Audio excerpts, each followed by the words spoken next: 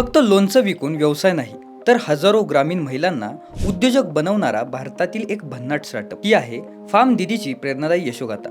Welcome to business case study series episode 90. मी साईराज आणि आज आपण जाणून घेणार आहोत फार्म दीदीच्या प्रेरणादायी बिझनेस जर्नी बद्दल. मित्रांनो, व्यवसाय म्हणजे फक्त नफा कमवणं नसतं, तर समाजात सकारात्मक बदल घडवणंही तितकंच महत्त्वाचं असतं. याच विचारातून मंजारी शर्मा, अनुकृत जोहरी आणि अस्मिता घोडशेवार यांनी फार्म दीदीची स्थापना केली. या ब्रँडचा उद्देश फक्त पारंपरिक चवीचं लोणचं विकणं नव्हता, तर ग्रामीण महिलांना स्वतःच्या पायावर उभं करणं हा होता. फार्म दीदीची सुरुवात एका साध्या प्रश्नातून झाली. गावातील महिलांकडे कौशल्य आहे, पण त्याच्या उत्पादनांना बाजारपेठ का मिळत नाही, याच समस्येवर उपाय म्हणून फार्म दीदीने ग्रामीण भारतातील महिलांना प्रशिक्षण, food safety standards, packaging, branding आणि ऑनलाईन मार्केटची जोड दिली. आज फार्म दीदीच्या माध्यमातून घरगुती पद्धतीने बनवलेले लोणचे, चटण्या, मसाले, पापड आणि इतर पारंपरिक पदार्थ देशभरातील ग्राहकांपर्यंत पोहोचवले जातात. विशेष म्हणजे प्रत्येक उत्पादन केमिकल फ्री, प्रिझर्वेटिव्ह फ्री आणि पारंपरिक घरगुती चवीनुसार तयार केलं जातं. गुणवत्ता आणि स्वच्छतेवर विशेष भर दिला जातो. आज फार्म दीदी सोबत हजारो ग्रामीण महिला जोडल्या गेल्या आहेत. या महिलांना केवळ रोजगार मिळत नाही, तर स्वतःची आर्थिक ओळख आणि आत्मविश्वासही मिळाला आहे.